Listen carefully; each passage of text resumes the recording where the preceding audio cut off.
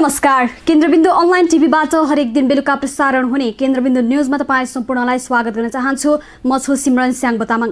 केन्द्रबिन्दु न्यूजमा हामी दिनभरिका टप 5 खोजमूलक तथा महत्त्वपूर्ण समाचारहरू सम्प्रेषण गर्ने गर्छौं। सुरु गरौं आजका समाचारहरूका प्रमुख शीर्षकहरूबाट। कालापानी लिम्पिया धुरा र लिपुलेक फिर्ता ल्याउने प्रधानमन्त्री ओलीको प्रतिबद्धता, चीनसँग पनि कुरा गरिसकेको भनाई। आफ्नो भूभाग नेपालले दाबी गरेको भारतीय मिडियाको आरोप। पर्यटन मन्त्री भट्टराई र सांसद रामकुमारी झाँक्रीद्वारा कालापानी यात्राको सम्झना।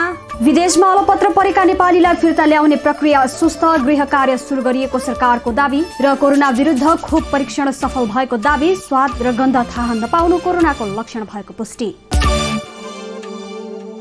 दर्शकवृन्द, विश्वभर महामारीको रूपमा फैलिएको कोभिड-19बाट 49,09,000 भन्दा बढी संक्रमित भएका छन्। तीमध्ये 3,20,000 भन्दा बढीको मृत्यु भएको छ भने 19,17,000 भन्दा बढी निको भएका छन्। नेपालमा पनि 2 जनाको मृत्यु भएको छ भने 402 जना संक्रमित भएका छन्। अब सुरु गरौं आजको बुलेटिन। अमेरिकी कम्पनीले कोरोना भाइरस विरुद्धको खोप परीक्षण सफल भएको दावी गरेको छ। त्यस्तै बेलायतले कोरोना संक्रमित व्यक्तिले स्वाद र गन्ध थाहा नपाउने तथ्य पत्ता लगाएको छ। हेरौं पूरा समाचार। विश्वभर महामारीको रूपमा फैलिएको कोभिड-19 विरुद्ध गरिएको पहिलो चरणको खोप परीक्षण सफल भएको दावी गरिएको छ। नेपाल इन्स्टिच्युट अफ हेल्थको साझेदार बायोटेक कम्पनी मोडेर्नाले बनाएको mRNA 1273 नामक खोप परीक्षण सफल भएको अन्तर्राष्ट्रिय सञ्चार माध्यमहरूले जनाएका छन्। खोप परीक्षण गरिएका व्यक्तिहरूमा निको भइसकेका बिरामीको बराबर प्रतिरोधी क्षमता भएको पाइएको रिपोर्टमा उल्लेख गरिएको छ। कम्पनीले यो परीक्षण गत मार्चमा 8 जना स्वयंसेवीमा सुरु गरेको थियो। खोप निर्माता कम्पनी मोडेर्नाले परीक्षणबाट यो खोप सुरक्षित देखिनका साथै रोग प्रतिरोधात्मक क्षमता बढाउन सफल भएको दावी गरेको छ। कम्पनीका प्रमुख कार्यकारी अधिकृत स्टिफन बैसेलले तत्काल अब यो भन्दा उत्तम नतिजाको आशा गर्न नसकिने पनि बताएका छन्। तर यो खोप थप परीक्षणपछि मात्र बजारमा आउन सक्ने बताइएको छ। यो कम्पनीले खोप परीक्षणको दोस्रो चरणमा 600 जनालाई सहभागी गराउने जनाएको छ।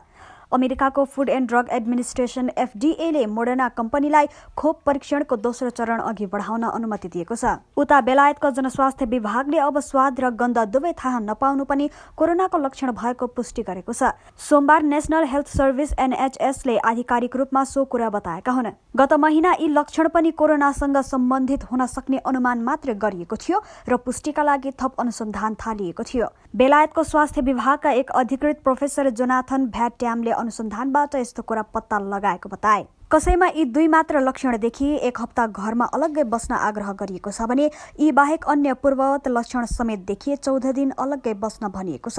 प्रोट्यामले कोरोनाको संक्रमणबाट हालै भर्ना भएका नयाँ संक्रमितमा यी लक्षण करिब 93% देखिएको बताए। कोरोना भाइरसको महामारीसँग विश्वका विभिन्न देशमा रहेका नेपालीहरू स्वदेश आउने दिनको पर्खाइमा छन्। तर प्रवासी नेपालीलाई स्वदेश ल्याउने प्रक्रिया सुस्त देखिएको छ। हेरौं यसै विषयमा तयार पारिएको यो रिपोर्ट। सरकारले कोरोना भाइरसका कारण विदेशमा अल्पत्र परेका नेपाली कामदारलाई तत्काल नल्याउने भएको छ।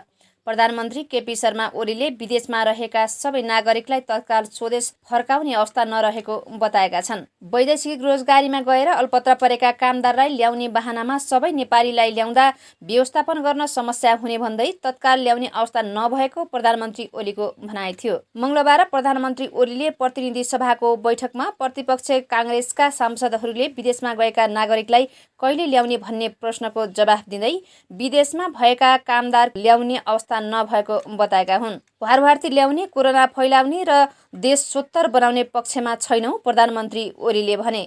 उनले मान्छे ल्याउने भावनामा भारभारती मान्छे ल्याएर क्वारेन्टाइनमा राख्न र व्यवस्थापन गर्न समस्या हुने भएकाले ल्याउन नसकिने बताएका हुन्। आफ्नो मुलुकभित्र भएका नागरिकहरूको सुरक्षा गर्दै बाहिर भएका कामदारको समस्या समाधान गर्नुपर्ने प्रधानमन्त्री ओलीको भनाइ थियो। साथै मुलुकभित्रका नागरिकहरूको सुरक्षा प्रबन्ध मिलाउन स्पष्ट, दृढ र क्रियाशील रहेको प्रधानमन्त्री ओलीको भनाइ छ। वैदेशिक रोजगारीका लागि मुलुकहरू Qatar, UAE, Bahrain, Oman, Cyprus लगायतका विभिन्न मुलुकहरूका प्रधानमन्त्री, राष्ट्रपति तथा उपराष्ट्रपतिहरूसँग कुरा गरिरहेको प्रधानमन्त्री ओलीको भनाइ छ। वैदेशिक रोजगार विभागको तथ्याङ्क अनुसार हाल 40 लाखको हाराहारीमा नेपाली कामदारहरू खाडी मुलुकमा कार्यरत छन्। विदेशमा रहेका नागरिकहरूले सामाजिक सञ्जाल र सञ्चार माध्यम मार्फत आफूहरूलाई समस्या परेको र उद्धार गर्न आग्रह गर्दै आएका छन्। प्राथमिकताका आधारमा उनीहरूलाई स्वदेश फर्काउने विषयमा छलफल भइरहेको श्रम रोजगार तथा सामाजिक सुरक्षा मन्त्रालयका प्रवक्ता सुमन घिमिरेले बताए। कोरोना महामारी नियन्त्रण गर्न उच्च तहबाटै विदेशी कामदार छिकाउन समन्वय भइरहेको उनको भनाइ थियो। विदेशमा रहेर नेपालको अर्थतन्त्रमा योगदान दिँदै आएका लाखौं नेपालीहरूको आजको अवस्था र ती जनतालाई भोलि पर्न सक्ने सङ्कटको बारेमा सरकारले पूर्व तयारी गरिरहेको मन्त्रालयले जनाएको छ। केन्द्रबिन्दुका लागि कमला अर्यालको रिपोर्ट।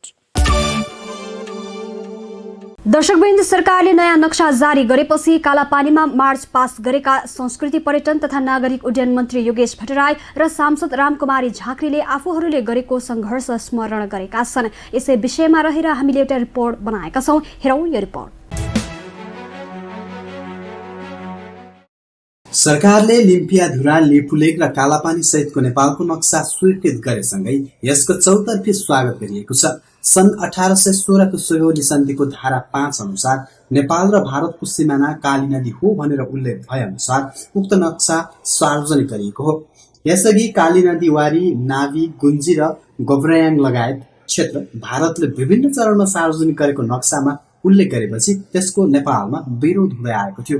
यसरी सरकारले नीति तथा कार्यक्रम अनुसार नै अतिक्रमित भूमिसहितको नेपालको नक्सा स्वीकृत गरेसँगै केही सांसदहरूले अतिक्रमित भूमि नेपालको हो र त्यो भूमि नेपालले फिर्ता ल्याउनु पर्छ भन्दै विभिन्न समय गरिएका आन्दोलन र सङ्घर्षहरू सम्झिएका छन्। त्यसमध्ये तत्कालीन अनिराश्य ब्यूरोको अध्यक्ष तथा नेपाल सरकार संस्कृति पर्यटन तथा नागरिक उड्डयन मन्त्री योगेश कुमार भट्टराई, सांसद रामकुमारी झाँक्री लगायतले विगतमा गरिएका सङ्घर्षलाई सम्झिएका हुन्। मन्त्री भट्टराईले सामाजिक सञ्जाल फेसबुक मार्फत 2055 सालको छोटो डायरी पल्टाएका छन्, जहाँ मिचिएको नेपाली भूमि कालापानी क्षेत्र फिर्ता गर्नका लागि विद्यार्थी, सञ्चारकर्मी सहित 57 जनाले काठमाडौँदेखि कालापानीसम्म गरेका मार्च पास्टको स्मरण गरेका हुन्। मन्त्री भट्टराईले उक्त समय ज्येष्ठ 22 गतेबाट असार 5 गतेसम्म गरेको देशभक्तियुक्त यात्रा हुँदै आजसम्म विभिन्न तवरमा हुँदै आएका सङ्घर्षले मिचिएको भूमिसहितको नेपालको नक्सा आज स्वयं मन्त्री पदमा रही मन्त्री परिषदको बैठकबाट स्वीकृत गर्न पाउँदा गर्वान्वित भएको बताएका छन्। यस्तै सांसद रामकुमारी झाँक्रीले पनि मन्त्री भट्टराईले तत्कालीन समयमा मार्च पास्टको नेतृत्व गरेको स्मरण गर्दै आज आएर त्यो सङ्घर्षले पूर्णता पाएकोमा खुसी व्यक्त गरेकी छन्। उक्त अभियानमा आफ्नो पनि साथ र सहयोग रहेको स्मरण गर्दै सांसद झाँक्रीले हिजोदेखि आजसम्म यस अभियानका सम्पूर्ण अभियन्ताहरूलाई बधाई पनि दिएकी छन्। विशेष गरेर सीमा रक्षाका लागि विभिन्न समय हुँदै आएका सङ्घर्ष, अभियान र प्रयासलाई कतिपयले हावामा उडाएको तर आज त्यसले मूर्त रूप लिएको पनि सांसद झाँक्रीले स्मरण गरेकी छन्। उनले लेखेकी छन्, ठेट्नाहरूले कालापानीमा खुकुरी नचाउँदैमा राष्ट्रियता जोगिन्न भनेको नसुनेको पनि होइन, तर मुद्दा निरन्तर उठाइरहनुपर्छ। एक दिन न एक दिन यसो भन्नेहरू नै हाम्रा मुद्दामा आउन अनिवार्य छ। यस सम्बन्धमा थप छलफल होस् भन्ने उद्देश्य सहित संसदमा संकल्प प्रस्ताव पनि पेश गरेका थिए। उक्त प्रस्ताव पेश गर्नेमा नेकपा सांसदहरू रामकुमारी झाँक्री, गणेश ठकुन्ना, दीपक प्रकाश भट्ट, यज्ञबहादुर बोगटे र गणेश कुमार पहाडी रहेका थिए। नेपालले नयाँ नक्सा जारी गरेसँगै भारतीय सञ्चार माध्यममा यो विषय हटकेक बनेको छ। कतिपय भारतीय सञ्चार माध्यमले नेपालले आफ्नो भूभाग दावी गरेको भन्दै समाचार सम्प्रेषण गरेका छन्। प्रस्तुत छ यसै विषयमा तयार पारिएको यो रिपोर्ट। सरकारले लिम्पियाधुरा, लिपुलेख र कालापानी सहितको नयाँ राजनीतिक नक्सा जारी गरेसँगै भारतीय सञ्चार माध्यमले विरोधाभासपूर्ण समाचार सम्प्रेषण गरिरहेका छन्। सोमबार बसेको मन्त्री परिषदको बैठकले संघीयताको मर्म अनुरूप नेपालका 77 वटा जिल्ला, 7 प्रदेश र 753 स्थानीय तह सहितको लिम्पियाधुरा, लिपुलेख र कालापानी समावेश गर्दै नयाँ नक्सा जारी गरेको थियो। नेपालले सन् 1816 को ब्रिटिसको इस्ट इन्डिया कम्पनीसँग गरेको सुगौली सन्धिलाई आधार मानेर भारतीय पक्षले लामो समयदेखि कब्जा गर्दै आएको 335 वर्ग किलोमिटर सहितको भूभाग नयाँ नक्सामा समावेश गरेको हो। सोही विषयमा बीबीसी हिन्दीले नेपालले कालापानी, लिपुलेख र लिम्पियाधुरा समेटेर नयाँ नक्सा जारी गरेकोमा कडा आपत्ति जनाएको छ। महाकाली नदीको मुहान लिम्पियाधुरा भारतको उत्तराखण्डको हिस्सा भएको बीबीसी हिन्दीले जनाएको छ। त्यस्तै अर्को भारतीय सञ्चार माध्यम भास्कर.com ले कालापानी, लिपुलेख र लिम्पियाधुरा सहितको भारतीय भूभाग नेपालले नयाँ राजनीतिक नक्सा जारी गरेको भन्दै समाचार सम्प्रेषण गरेको छ। भारतले लिपुलेख मार्ग उद्घाटन गरेकोमा नेपालले चर्को विरोध जनाएको भास्करको भनाइ छ। समाचारमा महाकाली नदी पूर्वका सबै भूभाग नेपालले दाबी गरेको समेत उल्लेख गरिएको छ। त्यस्तै द हिन्दूले नेपाली भूमि फिर्ताका लागि सत्तारूढ दल नेकपाका सांसदहरूले संसदमा विशेष प्रस्ताव दर्ता गराएको उल्लेख गर्दै लिपुलेख क्षेत्र विवादित भूमि भएको जनाएको छ। समाचारमा परराष्ट्र मन्त्री प्रदीप गेवालीले भारतीय राजदूत विनय क्वात्रालाई मन्त्रालयमा बोलाएर कूटनीतिक नोट हस्तान्तरण गरेको पनि उल्लेख गरिएको छ।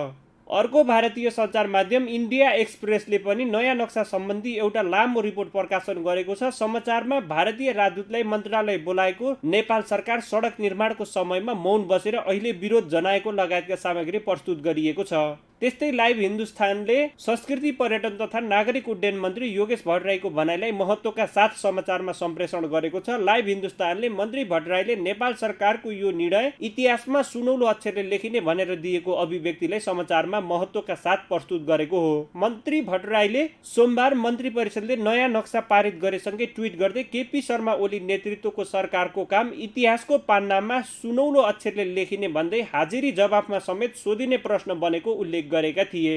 भारतीय सञ्चार माध्यम जागरण, भास्कर लगायतले पनि नेपालले जारी गरेको नयाँ राजनीतिक नक्साका बारेमा प्राथमिकताका साथ समाचार प्रकाशन गर्दै आएका छन्। दर्शकवृन्द, अब आजको टप 1 न्यूजको पालो। प्रधानमन्त्री केपी शर्मा ओलीले कालापानी, लिपुलेख र लिम्पियाधुरा विवादित भूमि नभएर विवादित बनाइएको बताएका छन्। मंगलबार सांसदहरूले उठाएको प्रश्नको जवाफ दिँदै प्रधानमन्त्री ओलीले नक्सामा मात्रै नभएर भूमि नै फिर्ता ल्याउने प्रतिबद्धता जनाएका छन्। प्रस्तुत छ यसै विषयमा तयार पारिएको यो विशेष रिपोर्ट।